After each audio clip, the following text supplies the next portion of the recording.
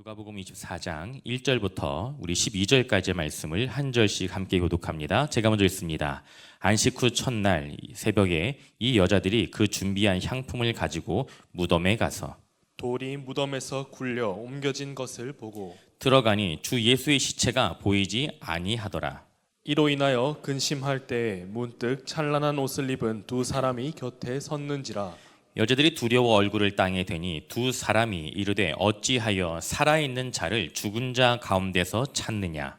여기 계시지 않고 살아나셨느니라. 갈릴리에 계실 때에 너희에게 어떻게 말씀하셨는지를 기억하라. 이르시기를 인자가 죄인의 손에 넘겨져 십자가에 못 박히고 제3일에 다시 살아나야 하리라 하셨느니라 한데 그들이 예수의 말씀을 기억하고 무덤에서 돌아가 이 모든 것을 열한 사도와 다른 모든 이에게 알리니 이 여자들은 막달라 마리아와 요한나와 야고보의 모친 마리아라.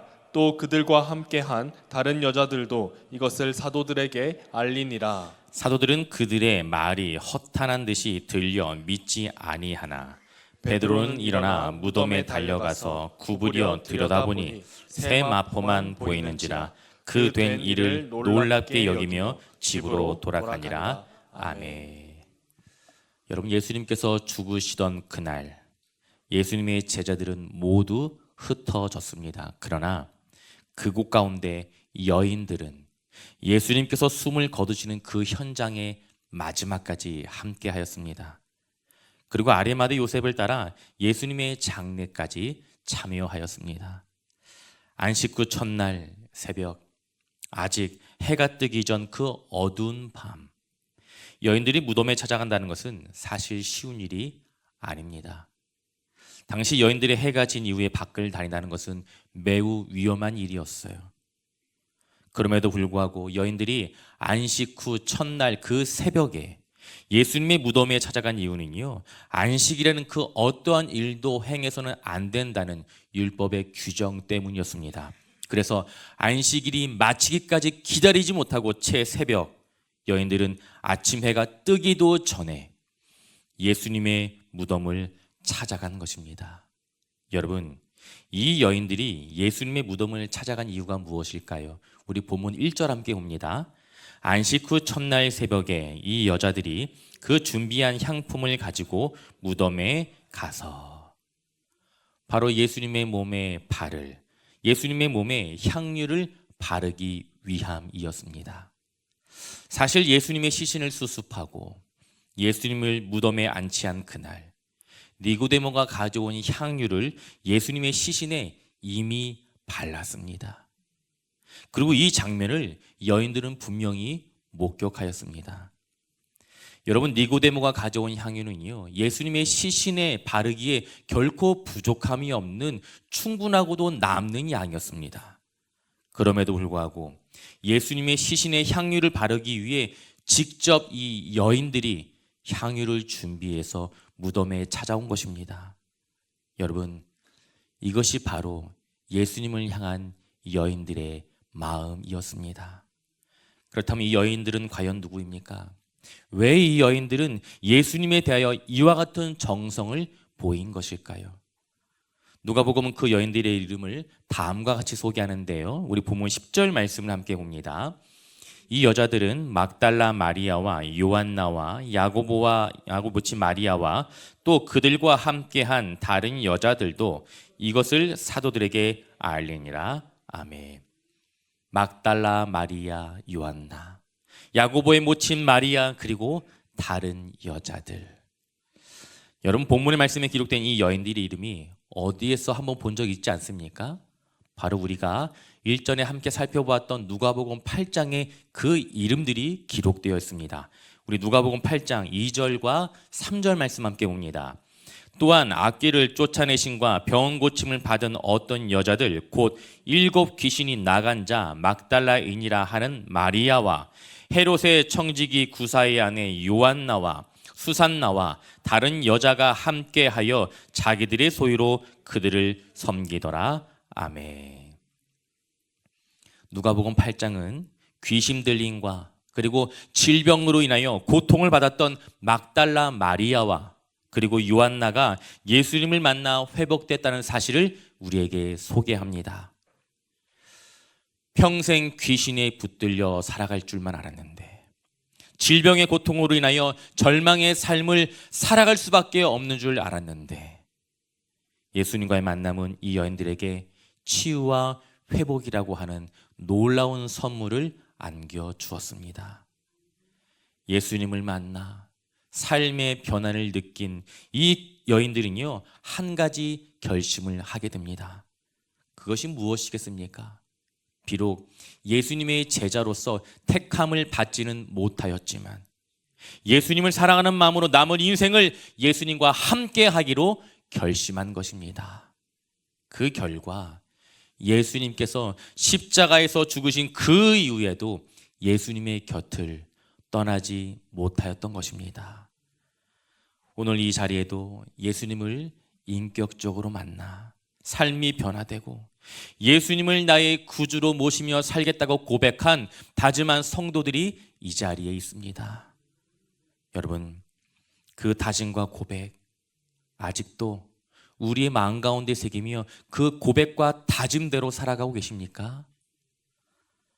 바라고 소망하는 것은 어떠한 상황과 환경 속에서도 예수님을 향한 다짐과 고백을 잊지 않는 저와 여러분이 되시길 간절히 소망합니다.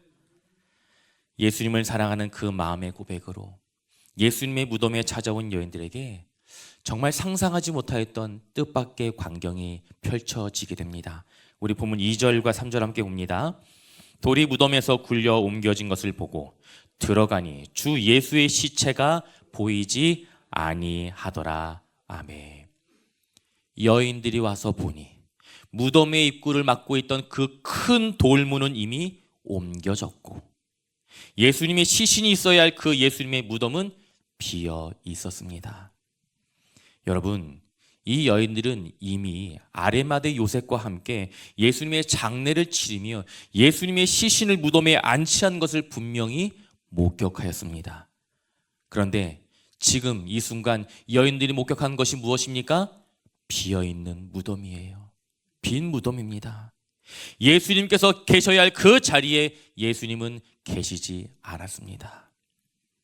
여러분, 예수님의 무덤이 비어있다는 이 사건에 대하여 많은 사람들이 누군가 예수님의 시신을 훔쳐갔을 것이다 라고 이야기들을 했습니다.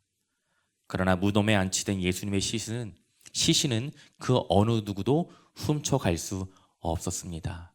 왜요? 경비병들이 예수님의 무덤의 입구를 지키고 있었기 때문입니다. 우리 마태복음 27장 64절부터 66절까지 우리 함께 봅니다. 그러므로 명령하여 그 무덤을 사흘까지 굳게 지키게 하소서. 그의 제자들이 와서 시체를 도둑질하고 가고 백성에게 말하되 그가 죽은 자 가운데서 살아났다 하면 후에 속임이 전보다 더 클까 하나이다 하니 빌라도가 이르되 너희에게 경비병이 있으니 가서 힘대로 굳게 지키라 하거늘 그들이 경비병과 함께 가서 돌을 인봉하고 무덤을 굳게 지키니라. 아멘. 여러분, 바리새인들은 예수님의 제자들이 예수님의 시신을 훔쳐간 이후에 예수님께서 다시 살아나셨다, 부활하셨다는 이 이야기를 하지 못하도록 빌라도에게 부탁하여 예수님의 무덤 앞에 경비병들을 세웠습니다. 따라서 그 어느 누구도 예수님의 시신을 훔쳐갈 수 없습니다. 불가능한 일이에요. 그런데 예수님의 무덤의 입구를 막고 있던 그 큰 돌문은 옮겨졌고 예수님의 시신이 사라져버린 빈 무덤을 목격한 여인들은요, 근심에 사로잡히게 됩니다. 그리고 그 순간 여인들을 향해 누군가 이야기를 합니다. 우리 본문 4절부터 7절까지 함께 봅니다. 이로 인하여 근심할 때에 문득 찬란한 옷을 입은 두 사람이 곁에 섰는지라. 여자들이 두려워 얼굴을 땅에 대니 두 사람이 이르되 어찌하여 살아있는 자를 죽은 자 가운데서 찾느냐? 여기 계시지 않고 살아나셨느니라. 갈릴리에 계실 때에 너희에게 어떻게 말씀하셨는지를 기억하라. 이르시기를 인자가 죄인의 손에 넘겨져 십자가에 못 박히고 제3일에 다시 살아나야 하리라 하셨느니라 한데. 여인들은 찬란한 옷을 입은 두 사람을 마주하게 됩니다. 여러분, 이 두 사람의 정체가 무엇입니까? 마태복음은 이들이 천사라고 밝히고 있어요. 천사가 여인들을 책망합니다. 왜 살아있는 자를 죽은 자 가운데서 찾고 있느냐? 예수님께서 살아가신데, 예수님께서 살아계신데 왜 예수님을 죽은 자가 있는 무덤에서 찾고 있느냐? 바로 이 말인 것이지요. 예수님은 여기 계시지 않고 살아나셨다. 예수님은 부활하셨다. 사랑하는 성도 여러분, 예수님께서 부활하셨습니다. 예수님께서 부활하셨습니다. 우리가 믿는 예수님은요, 2000년 전 우리의 죄를 위해 십자가에서 죽으셨을 뿐만 아니라 죽음의 권세를 이기시고 부활하셨습니다. 할렐루야. 아멘. 아멘. 여러분, 천사들이 여인들을 책망한 이유가 무엇입니까? 이 여인들이 예수님께서 부활하셨다는 이 사실을 알지 못하였기 때문입니다. 여러분, 예수님께서는 이미 여러 차례 자신의 죽음과 부활에 대하여 말씀하셨습니다. 인자가 죄인의 손에 넘겨져 십자가에 못 박히고 제3일에 다시 살아날 것이라고 분명히 말씀하셨습니다. 그럼에도 불구하고 그 누구도 예수님께서 하신 그 말씀을 기억조차 하지 못하였던 것입니다. 네. 멜로디가 참 아름다워요, 권사님. 사랑하는 성도 여러분, 예수님께서 부활하셨다는 이 사실이 기록된 말씀을 기억할 수 있기를 소망합니다. 감당할 수 없는 아픔과 절망, 그리고 고난과 고통을 마주하게 될 때에 예수님께서 부활하셨다는 이 사실을 기억할 수 있기를 소망합니다.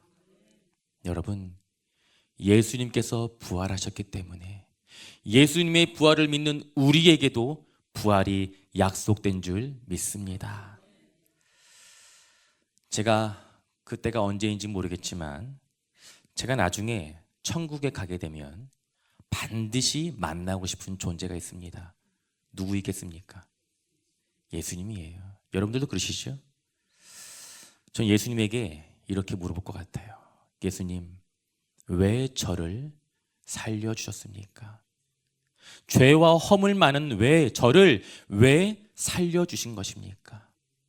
그리고 목사라고 하는 이 직분을 왜 저에게 맡겨주신 것입니까?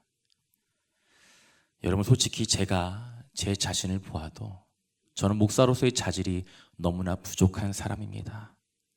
제가 목사로 여러분 앞에 서 있는 것 자체가 은혜이며 기적입니다.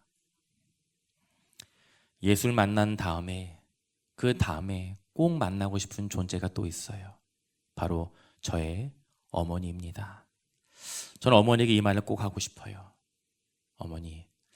어머니 때문에 제가 예수님을 믿게 되었습니다.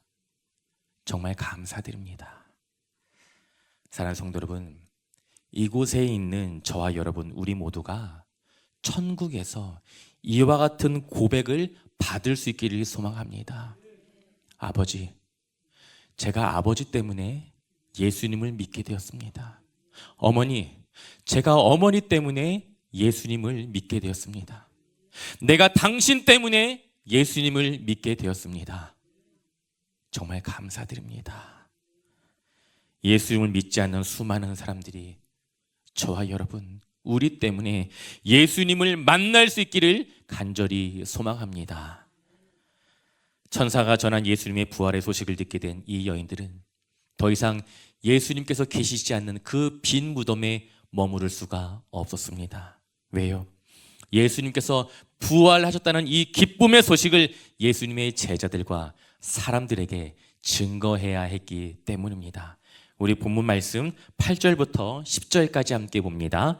그들이 예수의 말씀을 기억하고 무덤에서 돌아가 이 모든 것을 11사도와 다른 모든 이에게 알리니 이 여자들은 막달라 마리아와 요한나와 야고보의 모친 마리아라 또 그들과 함께 한 다른 여자들도 이것을 사도들에게 알리니라. 아멘. 여러분, 이 여인들이 목격한 것은 비어있는 무덤일 뿐이었습니다. 빈 무덤일 뿐이었어요. 이 여인들은 예수님께서 부활하신 그 모습을 직접 두 눈으로 아직 보지 못하였습니다. 그러나 천사들이 전한 예수님에 대한 말씀을 통해 예수님께서 말씀하신 십자가의 죽음과 부활을 비로소 기억하게 된 것입니다. 예수님께서 부활하셨다는 이 사실을 깨닫게 된 이 여인들이 얼마나 감격스럽고 얼마나 기뻐했을까요? 이 여인들은 기쁨과 감격의 마음으로 부활의 소식을 전하였습니다. 그런데 이 여인들의 마음과 이 여인들의 기대와는 달리 예수님께서 부활하셨다는 소식을 듣게 된 사람들의 반응은 의외의 모습이었습니다. 우리 본문 11절 말씀 함께 봅니다. 사도들은 그들의 말이 허탄한 듯이 들려 믿지 아니하나. 사도들 누구입니까?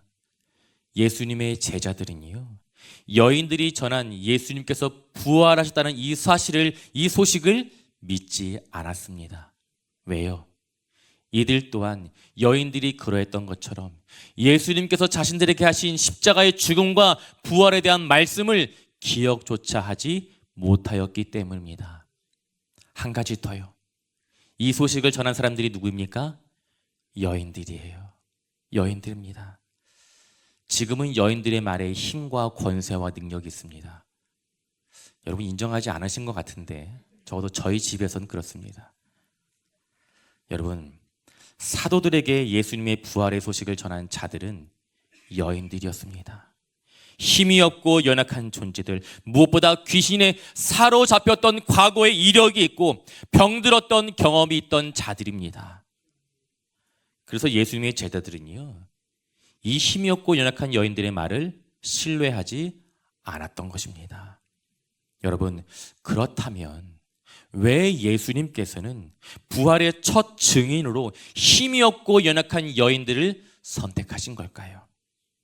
만약 이 여인들이 아니라 빌라도를 아니면 대제사장을 부활의 첫 증인으로 삼았다면 어떠했겠습니까? 그 누구보다 강력한 부활의 증인이 되었을 거예요. 빌라도와 대제사장이 전한 부활의 소식은 가장 빠르게 그리고 가장 힘있고 가장 효과적으로 전해졌을 것입니다. 그러나 부활의 첫 증인은 연약하고 힘이 없는 여인들이었습니다. 세상에서 가장 소외된 힘이 없는 자들이었어요. 그러나 그 여인들은 그 누구보다 예수님을 사랑하는 자들이었습니다. 예수님께서 십자가에서 숨을 거두시는 그 순간 예수님의 제자들은 두려운 마음에 모두 다 흩어졌지만 이 여인들은 끝까지 예수님의 곁을 떠나지 않았습니다. 예수님의 시신에 이미 니고데모가 준비한 향유를 발랐지만 이 여인들에겐 충분하지 않았습니다. 왜요? 예수님을 사랑한다는 그 고백이 그저 말뿐인 고백이 아니라 자신의 전부를 내어줄 수 있는 진실된 고백이었기 때문입니다. 그래서 예수님은 그 누구보다 예수님을 사랑하는 그 여인들에게 부활의 첫 증인이라고 하는 이 위대한 영광을 선물로 안겨주신 것입니다. 말씀을 정리하겠습니다. 사랑하는 성도 여러분, 예수님을 사랑하십니까? 예수님을 사랑하십니까? 이 믿음의 고백이 그저 입술의 고백으로 끝나지 아니하며 저와 여러분 우리 모두가 천국 가는 그날까지 이 고백으로 살아갈 수 있기를 간절히 소망합니다. 여러분, 예수님의 부활을 증거할 수 있는 사람은 오직 예수님을 사랑하는 사람뿐입니다. 이 자리에 있는 우리 또한 힘이 없고 실력이 없고 세상에서 인정받지 못한다 할지라도 나는 나를 사랑하시는 예수님을 사랑합니다. 이 귀한 믿음의 고백과 신앙의 고백으로 예수 그리스도의 부활을 증거하는 부활의 증인으로 살아갈 수 있는 저와 성동중앙의 모든 믿음의 고속들이 되시길 예수님의 이름으로 축원드립니다.